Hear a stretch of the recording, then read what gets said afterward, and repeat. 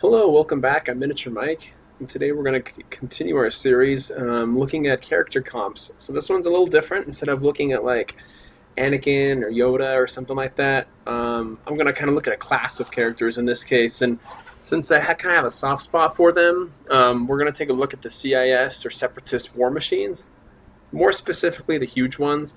I'll take a look at the large ones later because there's so many different really cool big droids that you can pair up in Separatists um, in a lot of different ways, and a lot of them are just really classic vehicles from the movies.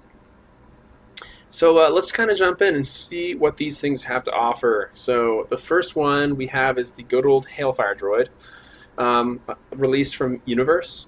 And going through his stats, we have 60, 13, 8, and 30. It's pretty typical to have lower defense, especially when you have damage reduction as well. So kind of a theme here. This guy famously has missiles, 40. Amount of weapon, obviously, rigid, and wheeled, which is kind of nice. How he can move to 18 squares, then attack. I haven't really used this very much. I would believe, I don't know, but I would believe you could go 18 squares and then use missiles 40. That might be incorrect. Please correct me if you know. I could probably look it up in the errata or kind of spell it out and figure it out, but I'm pretty sure that's just he go 18 squares, then use his base attack. I hope he can do 40 as well. I've never really used this guy in any practical situations, honestly, because as you can see, he's kind of not all that awesome, but he is fast. So taking a look at what we got over here, overall, the hit points for tanks is not very good. His defense isn't very good, but I do like his survivability in terms of in both situations, melee and range, mostly because in either situation he can really run away fast, and he can just kind of get out of there. He can stay away from melee characters, and he can kind of get in and out of situations with range characters, and the damage reduction can help against ranged attacks too. So I think that's definitely something worth considering, but his base defense is not good. His attack, pretty average. 8 attacks, very average for tanks. His max damage is not as good. And the reason for that is, while 30 damage is great, you'll see a lot of these other tanks will have a lot of other things going on. They'll have double, twin, all that kind of stuff. So unfortunately, he kind of falls a little behind in terms of his max damage. But if you count missiles, that's different. You can do a lot more if that's the case. Great. He has really good special abilities. I really like him. I think they're great. His abilities combine pretty well together with that speed and the attack. And being able to have the armor to help him stay alive a little longer. Decently versatile, not extremely versatile. Part of it is because he's just kind of clunky, and then has a lot of just kind of low stats all around. Like when it comes to defense and hit points, just in general. And I don't really think of these guys as being very versatile. And that's not a bad thing, but they're really meant to be used for that kind of speed, hit and run attacks and stuff. So he has a huge amount of weapon, but he's also kind of a hit and run guy. And overall, his tank score, I think these are kind of poor overall. Like, I think the missiles is cool. Having wheeled is cool. If you use this guy with, General Grievous Droid Commander, being able to have that speed with twin could actually be pretty awesome. So that's something to consider. And overall, these guys are pretty cheap, not too expensive. All of these mounted weapon guys are like $10 on eBay, so very easy to get a hold of. But on Blue Milk, he's got a very average 6.88 score. That's, of all the Blue Milk scores for every character, 6.8 is like basically dead on average. So I think that kind of sums it up appropriately. Next, we're going to get into the Bounty Hunter huge characters, and this is the Commerce Guild Homing Spider Droid. So we're looking at 70, 14, 9, and 30. Okay, he's got Droid, Accurate Shot, Penetration 20, which is completely useless unless you're using him against the AT-AT. I don't know. I don't really like that very much. And Speed 8, which is cool. And no Rigid, which is something positive. Overall, with this guy, I don't like Penetration 20. It's just stupid that they threw it on here because it just... there's no use for it. So I hate it when people get powers that are mostly completely useless, and unfortunately he has one. So taking a look at him, overall, I think he's pretty poor. I think he's one of the worst tanks in general. I think Accurate Shot is kind of nice to help redeem him a little bit, but like other tanks, he's missing that big defensive survivability factors such as damage reduction 10. He doesn't have it. But his hit points are not that great for tanks. His defense is, again, a little better than the last guy, but the Hellfire, but not great. His range survivability and his melee survivability, they really take a hit, in my opinion, because although he is a little more mobile with speed 8, it's not like extremely more mobile like the other guy, and he doesn't have damage reduction 10, so he's gonna be knocked out pretty quick with that that DR10 and no and low defense. So it's unfortunate, but his attack is nice. He does have a high base attack with accurate, which is pretty cool. His max damage is also kind of okay, but he's missing the extra attacks, special abilities. I don't love them. I do like that he has accurate shot. Don't get me wrong, but penetration 20 is I don't know. Against the squads you're going to be against as well, you're not going to see very much damage reduction 10 anyways, unless you happen to go up against, like, I don't know, an ATST or something. Or, yeah, there's not too many other options you're going to see there. So I think maybe I'm not crazy about him. I like the special abilities on the other guys better. His ability combos I'm not floored by them. I guess accurate shot means he could go up more. His versatility is okay. His tank score overall, I gave him a 2. I just don't think he's very good. He's a poor tank. And the Blue Milk score kind of supports what I'm saying. I'm a little more harsh. Blue Milk's a 6.6, which is, in my rating, kind of like a 2.7. So overall, he doesn't... Having no DR10 really kind of makes this guy a little too fragile. Accurate is nice, so that if you do use GDAC with... and you pair it with the high attack and the accurate, that is something nice to consider. So I definitely don't want to completely dismiss that. The next one is a tank I actually do like quite a lot, is the Corporate Alliance Tank Droid. We're looking at 120, big jump, 14, 7, 30. We have droid, damage reduction 10. That's really nice to have with the high hit points. Double attack, that's good. Mounted weapon, but this guy's rigid. So overall, I think he's a good character. He has his ups and downs. He's really kind of expensive, but I mean, I think it balances out just fine. He's got really good hit points. His defense is again one of the lower defenses, but the fact that he has damage reduction 10 helps his range survivability score. So when it comes to range survivability, I think my initial rating when I made this was too harsh. I think it should be higher than this because he has high hit points and damage reduction 10. So I'd bump that up in the future. His melee survivability, not all that great. The low defense, and a lot of melee characters may have double or even triple attack. They'll take him out pretty quick. But his attack is decent. It's a little below average. It's 7. 8 is usually average for tanks. His max damage, though, is really good. His special abilities, I think, are really, really nice. These are really, really solid. Being able to do 60 damage, I like that very much. His abilities combine pretty well. I think he's just kind of decently versatile. Just kind of an overall solid piece. I really like it a lot. As a tank, I think he's just a very solid tank. He has an average rating. It's actually kind of lower on Blue Milk than the other ones, 6.49. But I really like him more. I like that he has more hit points going for him. I like that he has double attack. I like that if I wanted to mix him with GDAC, he would get really scary with the big stat increases. We would get twin attack as well. I think that's really, really, really good. So, in my opinion, I think he's a nice all-around tank. He might cost a little too much. I get it, but I like him. I think I like him. I'm not going crazy about him. He just has a 3.0 rating, but I think he's good. The Droid Starfighter in walking mode, a little bit better, but he's got some drawbacks in the hit points department. Some serious ones. So this guy is the most expensive tank that you're going to find. He's sitting at 60, 14, 9. That's really good. 20. We have Droid, got damage reduction 10, which is nice to take out other things, other tanks. He's got double, twin, and penetration 10. So penetration 10 is for that, my bad, and damage reduction 10 for the defense. And then he has missiles 40 as well, which is kind of fun to throw in there. So the thing about Droid Starfighter walking mode is this. He has bad hit points. His defense isn't very good. I don't think his survivability in either case is all that great. He's really fragile. He really is fragile. Damage reduction 10 helps, but he's not fast. He's not going to be getting away like the Hailfire droid will. So that's the thing that scares me about this guy is like you really need to keep him safe if you want his offense to be effective, because he's really fragile. His attack is good. His maximum damage, fantastic. He's so many attacks, high attack. His special abilities are awesome, and because of that, I feel like his abilities combine really nicely together. Being able to have, penetration 10, twin, and double to be able to knock down a lot of enemies.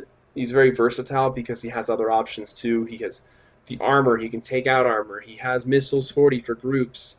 I really like those aspects to him. His offensive capability is great. You gotta find ways to keep him alive, and you'll be in business. So overall, for tank score, I think he's a 3.5. That's good, like a really good score. Not great, mostly holding it back because of this. And on Blue Milk, he's got a 6.4, which is understandable. It's very average because I think he is too fragile for how much he costs. But I like the offense at least. Um, yeah, I think damage reduction 10 does help, but he does have that similar defensive woes as the Hailfire Droid, but he's slower. But I do like the versatility. His offensive firepower is pretty cool. So, um, fun character. I remember when I got him, I really liked him a lot. But I think the B3 Ultra Battle Droid does a lot of similar things to what he does, but is far more effective in terms of cost and other things as well.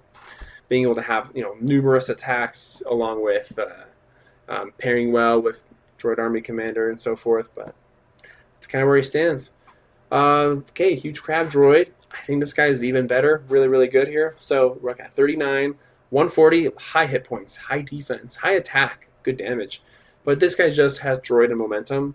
So overall, his hit points for a tank kind of huge creature is really good. He actually doesn't have a mounted weapon, so something to kind of be aware of too. He's not really a tank, I guess. So this is completely wrong. If you're just scanning through this and you don't listen to the video, then you'll probably point out that he doesn't have mounted weapon, which is obvious. I copied and pasted that, and he doesn't actually have mounted weapon. So he's just a big tank, big rusher, basically. What we got here, though, is the defense is good. His range survivability is pretty good. His melee survivability, I think the melee and range is pretty decent with all those great stats. I do like it. His attack is solid. Having 9 attack for tank type character is really good. His max damage isn't as great though because it just has 1 attack for 40, whereas like we saw a lot of those other tanks will do 30 damage, have double attack and so forth. And we're taking a look here. We're also getting overall that attack's good. The damage is it's fine. The special abilities, the reason I'm putting it this low is because he just has 1. I mean, they all have droid. Momentum is good, but compared to the other ones, just kind of like that's it. So take it for what it's worth. His ability combos, I do think the reason I'm saying 3.5 for versatility and this is just the fact that momentum is really good to have with what he does. He can run up, do 40 damage. Of course, he can make that better with commander effects. Has the good attack, and then the fact that he can shoot as well by having all those solid stats is nice. This is my opinion. I think as a tank, I think he's great. I do really do like him a lot. And the Blue Milk score kind of reflects that. He's kind of a level above the other ones at 7.43. And a huge mounted weapon, that's incorrect. Really, going through this again, I would say he's just a rusher. That's kind of really what he is at heart. I just kind of said they were all huge amount of weapon tanks, but for me that kind of makes the most sense. And with the pin mixing with General Groove's Droid Army Commander, becomes a really scary rusher, especially when you have be able to have twin and even higher attack. You're going to be doing some scary stuff. To move on, so now I'm cheating. This isn't a separatist, but he's a droid, he's a tank. You're going to use him as separatists quite a lot. And the X-Wing Viper droid, for me, is my favorite character in the entire game. Simply because he's the X-Wing Viper droid was my first character I ever pulled back in 2006 it was. And before I pulled him, I'd had comics, I think from the 90s, with the X-Wing Viper droid in it. Really fun stories and stuff, where I think like Han and Luke, they're on the Emperor's world, and they're basically doing some kind of stealth mission. They're hiding inside a bunch of these, and they essentially just completely wreck the Imperial's base. And I just thought it was a cool comic. I had those, and when I pulled him, I was like, wait, this guy is a character in this game. This is the coolest thing ever. And I love that his power reflected what he did in the comics by having molecular shielding. So I got a really soft spot for this guy. Really cool. Take a look at him. So he's got great hit points. Defense is solid attack, great damage. He's got droid, double, molecular shielding, which is awesome, and then a mounted weapon and rigid. So overall, I think he's great. I think he is probably one of the best huge tanks you're going to find in general. I really, really like him a lot. And here's why. Because he's got great hit points. His defense is solid. His range survivability is incredible with molecular shielding. Like, you're just not going to want to attack him for fear of getting hit back. That's just how it is. Melee survivability isn't as great. The only reason it's not through the tank, though, is because just having these decent stats and being able to maybe knock people out before they get to him is going to be kind of tricky. But once people are on top of him, then molecular shielding's not working anymore. But I want to at least give that some consideration. His attack is solid. His max damage, really nice, having 30 damage with double. Special abilities, I gave him a 5. Really, I think molecular shielding kind of carries a lot of that. I think it's so good. His abilities, they do combine well to have that kind of defense, sit there and shoot. I think he's very versatile because the all-around stats are great. He's got that defense against range characters. He has double attack, which is just nice to be able to shot that extra damage. I think he's a very versatile character, huge thing. And when it comes to tanks, I think he's awesome. I think if I was going to give him a 5, maybe he need one more thing to kind of set him apart. But again, this guy's awesome. He's one of my favorites. Blue Milk score reflects that, 8.21. That's really, really good. And just kind of summing him all up, that molecular shielding is just such a game changer. In my opinion, he's my favorite thing to pair with General Grievous Droid Army Commander, because you get the 4 attacks, you get 12 attack, which is really nice. That's easy to bump up to 16. And yeah, in my opinion, he's the best thing you can mix with General Grievous Droid Commander for a huge base. And yeah, like I mentioned, I'm totally biased towards him. He was my first pull ever. So that's kind of why I have those opinions about him. But I like him all. Him and Chewbacca Rebel Hero, those are my two first characters, I remember. Really nice. So X-1 Viper Droid, just perfect. Telosian Tank Droid, I think this thing is also pretty solid. I forgot to label it, but he's good. He's a good tank. So he's 90, 15, 9, and 20, all for 38. Damage reduction 10, nice to have on these tanks. His mounted weapon, as you'd expect, he's rigid because he's a giant rectangle. Splash 10 and Twin is kind of fun to have those together, just so you can really kind of make sure you're kind of having that damage kind of spread in there no matter what. So overall, I think he's pretty good. He got good hit points. His defense is kind of low. It's just 15 instead of 16, so a little below average. His range survivability, I think, is decent because he's got the damage reduction 10. He's got good hit points, but it's not like crazy or anything. His melee survivability, I don't love it as much because he does have low defense and people can get on top of him, and when they do, they'll slice him up.